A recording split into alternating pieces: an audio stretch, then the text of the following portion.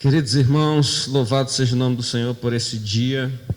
Hoje é sexta-feira, 6 de novembro de 2020, acredite, 6 de novembro de 2020, já estamos aí há basicamente 10 meses vivendo sobre a custódia do Covid-19 em relação à vida material e sobre a custódia do bom Espírito Santo de Deus no que diz respeito à nossa vida espiritual.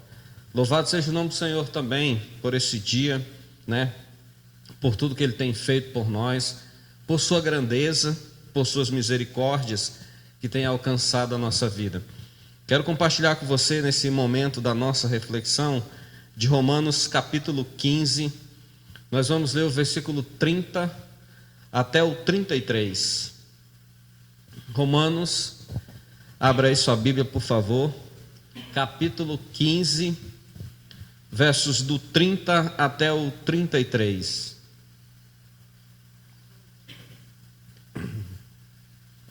Diz assim a palavra do Senhor: Rogo-vos, pois, irmãos, por nosso Senhor Jesus Cristo, e também pelo amor do Espírito, que luteis juntamente comigo nas orações a Deus a meu favor, para que eu me veja livre dos rebeldes que vivem na Judéia, e que este meu serviço em Jerusalém seja bem aceito pelos santos, a fim de que, ao visitar-vos pela vontade de Deus, chegue à vossa presença com alegria e possa alegrar-me convosco, e o Deus de paz seja com todos vós. Amém. Vamos orar. Querido Deus, recebe a vida dos meus irmãos, recebe, Senhor, a nossa vida em Tua presença nessa hora, e que o Teu Espírito fale conosco, que Ele chegue até nós e nos faça entender a Sua palavra e compreender ela em nome de Jesus. Amém, amém, amém. Meus irmãos, estamos no final da carta de Paulo aos Romanos, já na altura do capítulo 15, a carta vai ter 16 capítulos. O capítulo 16 são recomendações, admoestações e saudações pessoais do próprio apóstolo, de maneira que esse capítulo 15 é basicamente o encerramento da carta, do labor que foi um grande trabalho escrever essa carta. E agora nós chegamos nessa parte onde ele, no versículo 30 do capítulo 15, vai dizer: Rogo-vos, pois, irmãos, por nosso Senhor Jesus Cristo, e também pelo amor do Espírito, que luteis juntamente comigo nas orações a Deus a meu favor. Aqui eu quero começar a minha reflexão para trazer à sua memória e para rememorar a experiência da vida de oração. Para o apóstolo Paulo, a oração era uma das ferramentas que ele tinha para lutar contra o inimigo e contra as coisas deste mundo e contra os homens deste mundo. Quero explicar isso para você com alguma clareza. Veja, em Efésios, no capítulo 6, ele vai falar da oração como uma ferramenta de batalha espiritual. Essa é a ferramenta que ele vai usar para lutar contra os seres celestiais. Lá em Efésios ele vai dizer isso, Nossa luta não é contra a carne e o sangue, mas contra os principados e potestades. Veja, os principados e as potestades, a ferramenta que ele tem para combater eles é a oração. Aqui, no capítulo 15 de Romanos, ele nos apresenta um outro grupo de pessoas que ele está lutando também, que são os homens rebeldes, maus, que vivem na Judéia. O apóstolo Paulo também está considerando que a luta dele precisa ser combatida com uma ferramenta especial, que é a oração, a vida constante de oração. E aqui está uma coisa muito interessante, porque ele sai de Efésios dizendo que nossa luta não é contra a carne ou sangue, mas contra principados e potestades. Esses principados e potestades têm que ser combatidos com a oração. Agora em Romanos ele diz que os homens que estão se voltando contra ele precisam ser combatidos também com oração. E na carta aos Romanos também ele vai dizer: quem nos separará do amor de Cristo? Será a vida ou a morte, a nudez, a fome? Veja que agora ele acrescenta um outro grupo de coisas que ele utiliza a oração para combater essas coisas. Mas em todas essas coisas somos mais do que vencedores em Cristo Jesus. Aqui é algo que cabe para a nossa reflexão e para nosso aprendizado, porque nós temos um apóstolo dizendo que a oração é um instrumento de batalha. O texto diz, a parte final do versículo 30, do Espírito, e que luteis juntamente comigo nas orações a Deus a meu favor. Olha que coisa interessante o apóstolo está nos dizendo. A oração é o instrumento da batalha, é o instrumento que ele tem de combater e de lutar a boa peleja que ele tem enfrentado e de vencer o inimigo. Especialmente em Romanos, o apóstolo está pedindo que as orações dele, que haja mais pessoas se agregando às orações dele. Aqui é algo que nos chama a atenção também, porque nesta guerra que o apóstolo Paulo estava lutando, enfrentando, ele estava pedindo ajuda para não estar sozinho em oração, para que outras pessoas se juntassem com ele na guerra e usando a ferramenta da oração. Meus irmãos, a oração deve ser a nossa ferramenta de luta e de combate da vida espiritual, da vida material e de outras coisas também que surgem na metade do caminho. Mas tem algo que me chama muita atenção também, que é o fato de que ele pede para que outras pessoas se juntem com ele nessa batalha. Veja, você pode não estar vivendo uma batalha, você pode não estar vivendo uma guerra, é verdade, você pode estar com a sua vida razoavelmente tranquila, você pode até nem se sentir numa peleja, mas a grande verdade é que em algum lugar, seja na sua experiência familiar, seja na sua experiência doméstica, seja na sua experiência profissional, sempre tem alguém carente de oração, sempre tem alguém carente de ajuda para combater o bom combate com as armas do Espírito, que é a oração, que uma delas é a oração. Eu gosto de pensar no apóstolo Paulo, e é quase que implorando mesmo: rogo-vos, pois, irmãos, por nosso Senhor Jesus Cristo, e pelo amor do Espírito Santo, que luteis junto comigo em orações a Deus a meu favor. Eu não sei, às vezes vira tão comum nós pedirmos que as pessoas orem por nós, que me parece que nem nós estamos mais orando pelas pessoas e nem elas também estão orando por nós.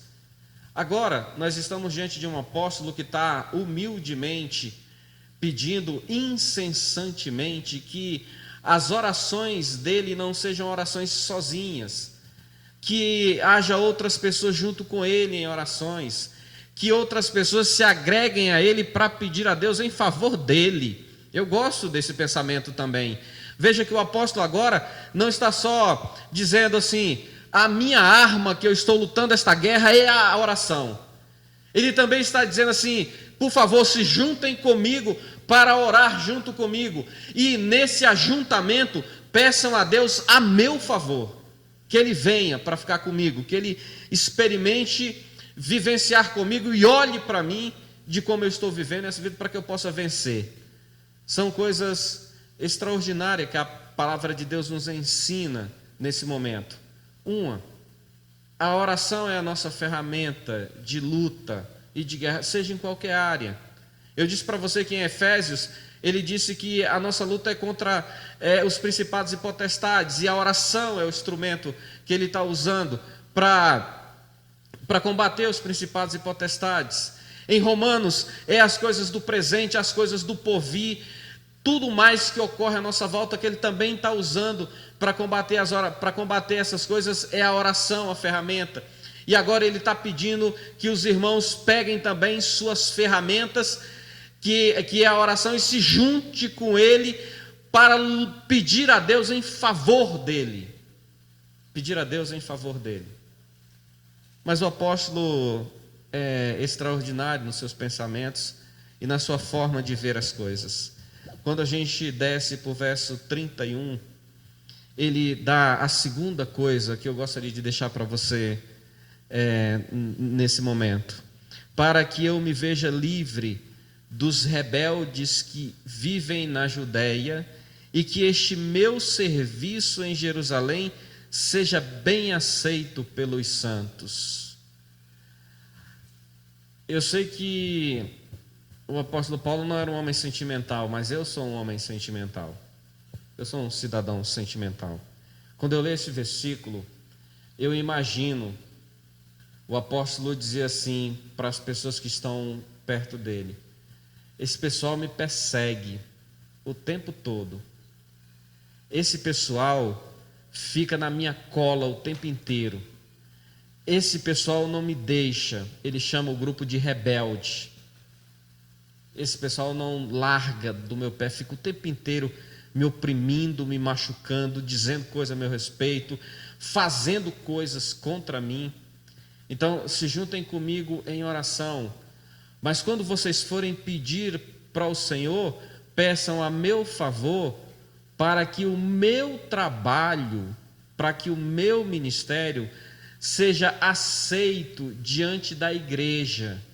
Porque a expressão que está aí, para que este meu serviço seja aceito pelos santos, bem aceito.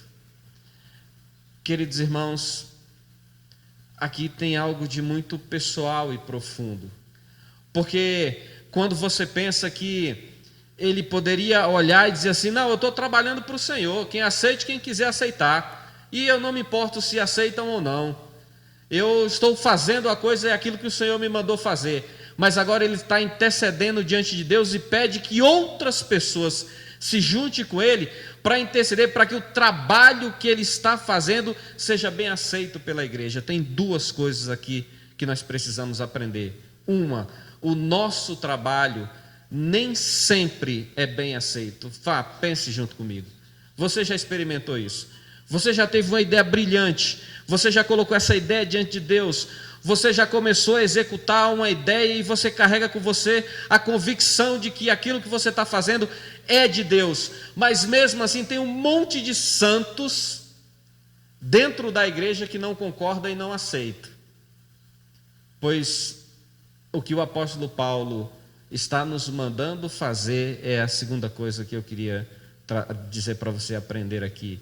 É que você não vai lutar contra os santos, você não vai bater nos irmãos, você não vai guerrear contra o teu irmão, você não vai guerrear contra a igreja, você vai interceder ao Senhor para que o teu trabalho possa ser bem aceito diante dos santos, diante das ovelhas do Senhor Jesus. Parece razoável pensar dessa forma. Nem sempre nosso trabalho é aceito. De vez em quando eu me sinto ofendido porque estou fazendo alguma coisa que eu julgo extremamente importante e que eu achava que todo mundo deveria estar do meu lado e concordando comigo, mas de repente eu me lembro do apóstolo Paulo que o trabalho dele basicamente não foi aceito de ponta a ponta. E agora ele está indo para a Judéia e está pedindo aos irmãos de Roma que intercedam a Deus em favor dele, para que o que ele vai fazer em Roma, que é o trabalho dele, possa ser aceito pelos irmãos da igreja, que ele está chamando todos de santos. Então eu sei que é a igreja que ele está chamando de santos. Ele não está pedindo a Deus que Deus fortaleça ele, que Deus dê força, que ele não faça. Parece que na cabeça do apóstolo Paulo não tinha essa ideia de pedir força para Deus para fazer as coisas. Ele ia fazer com força ou sem força, não é isso que ele diz também? Sei vivenciar na fraqueza e na força. Não faz diferença para ele, não faz diferença para ele. fraco ou forte, ele vai fazer. A preocupação dele é que o trabalho que ele vai fazer, que é de Deus, que foi Deus quem comissionou, quem deu para ele, seja aceito pelos irmãos. E ele não vai lutar contra esses irmãos, ele não vai brigar, ele não vai guerrear, ele não vai lá promover um tumulto, rachar a igreja, fundar um outro ministério, abandonar a fé, largar tudo e ir embora, ir lá para o deserto, vivenciar lá com a família dele. Nada disso. A arma que ele está usando é a oração, e ele vai diante de Deus. Imagine você vai fazer um trabalho para o Senhor, e você vai se magoar, porque tem algumas pessoas que não concordam, e você vai se chatear, porque tem um grupo de irmãos que não vai te apoiar, que não vai dizer nada, que não vai fazer nada, e aí você está preocupado, né? E o apóstolo Paulo nos dá a dica agora de que nós temos que ir diante de Deus e dizer assim: Senhor, ajuda para que este trabalho que eu estou fazendo seja bem aceito pelos irmãos da igreja. Foi isso que nós fizemos aqui na igreja hoje, quando eu pedi à irmã para orar pelas construções que nós estamos fazendo. As construções são necessárias e são importantes, e vai melhorar a vida comum de todos nós, e ela precisa ser feita, é urgente ser feito, mas estas coisas precisam ser aceitas pelos irmãos, e antes de ser aceita pelos irmãos da igreja, precisa pedir ao Senhor que vá no coração desses irmãos e faça com que eles aceitem, porque são os santos de que o apóstolo Paulo está chamando no versículo 31 do capítulo 15 de sua carta aos Romanos. Aí, irmãos, tem uma terceira coisa que ele faz, que é a razão do porquê ele quer tudo isso. Porque eu quero chamar a sua atenção. Eu diria para você ler esses 3 versículos o resto do ano inteiro, para você nunca esquecer o que esse apóstolo está dizendo no final dessa carta aqui. Ele diz assim: a fim de que ao visitar-vos pela vontade de Deus, chegue à vossa presença com alegria e recrear-me convosco, e eu possa recrear-me convosco, eu possa ser feliz convosco. É uma coisa. Às vezes me faltam palavras para definir essas traduções do coração e que sai da cabeça do apóstolo e que salta da palavra de Deus, mas faltam às vezes algumas coisas. É como se ele estivesse dizendo assim: olha, eu quero que o meu trabalho seja aceito pelos irmãos, eu quero que eles gostem do trabalho, eu vou fazer da melhor forma possível, e eu quero que eles gostem do trabalho para que eu possa ser feliz junto com eles por esse trabalho realizado. Percebeu? Percebeu, irmão, que ele não pediu para ser reconhecido, que não é para receber nenhum prêmio, que não é para ser visto por ninguém, que não é para receber nenhum benefício, não é para receber nenhum salário. Percebe que a razão pela qual ele quer fazer o trabalho de Deus bem feito, e a razão pela qual ele quer que os irmãos recebam esse trabalho com alegria, é para que ele seja feliz junto com os irmãos pelo trabalho feito. Trocado em miúdos, é isso que ele está dizendo. É totalmente fora da nossa realidade, porque via de regra nós buscamos reconhecimento, via de regras nós almejamos louros para a vida, benefícios, bonanças, queremos aplausos. Para esse apóstolo, para essa palavra de Deus que está nos falando hoje, a razão pela qual ele quer fazer bem feito, que esse trabalho seja aceito pelos santos, é só para que ele possa ser feliz junto com eles. E só para isso. Só para isso. A fim de que ao visitar-vos pela vontade de Deus, chegue à vossa presença com alegria, eu vá feliz à vossa presença e possa ser feliz, recrear-me convosco, gozar aquele momento, aproveitar aquele momento convosco. E o Deus da paz seja com todos vós. Amém. Amém. Percebe? Percebe como o apóstolo tem uma imagem de cristianismo totalmente diferente da nossa. Percebe que esse texto dele aqui, se você começa a ler esse negócio e começar a ler, você descobre que você está tão distante do que ele imaginava que era cristianismo, que dá vontade de se converter de novo, voltar lá para o começo para saber o que é vida cristã, para saber o que é experiência com Deus, para saber como é que é a vida dentro de igreja. O apóstolo fazia a pregação do evangelho aos gentios, atravessava meses e meses da vida dele dentro de barco para chegar em cidades, começar a igreja, depois visitar a igreja, ia para a cadeia, de dentro da cadeia tinha que dar um jeito de pastorear, tinha que dar um jeito de cuidar, de escrever carta aos irmãos. Ninguém neste planeta Terra diz que o trabalho dele não é reconhecido e não era bom. Mesmo assim, ele pede a ajuda dos irmãos para que Deus abençoe, que os irmãos que vão receber o trabalho dele recebam com alegria, e ele quer tudo isso para que ele possa ser feliz com os irmãos pelo trabalho feito e realizado. Essa é a finalidade do que ele procura.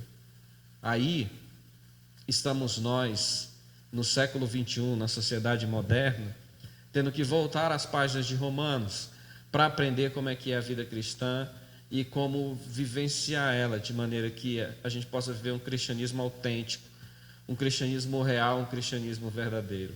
O teu irmão que faz o trabalho, não faz porque quer ser aplaudido, faz porque quer ser feliz com você pelo trabalho realizado. E faz porque a única razão que ele faz é porque Deus mandou fazer, e agora ele está diante de Deus pedindo que essa bênção também chegue até os irmãos. E o que eu disse para você hoje, o que eu disse com convicção para você hoje, a oração é o nosso instrumento de luta. E não podemos lutar esta batalha e guerrear essa batalha sozinho, precisamos de pessoas que nos ajudem. Se juntem comigo em oração a meu favor, é o que o apóstolo Paulo está pedindo. Se junte com o seu irmão, se junte comigo, se junte com alguém que precisa das suas orações para viver, porque está em plena guerra. Se junte. Se você também precisa de oração, se está no meio de uma guerra, peça ajuda, porque ninguém tinha mais força diante de Deus do que esse apóstolo aqui. E quando ele estava em situações difíceis, ele tinha a humildade, a simplicidade e a austeridade da vida cristã para pedir ajuda em oração. Ele pede ajuda. E imagina se o apóstolo Paulo chegasse aqui hoje e dissesse para mim assim: eu preciso que você ore por mim. Eu ia dizer o que João Batista disse para Jesus: eu não posso orar por ti, você tem que orar por mim. Porque foi o que João Batista disse para Jesus.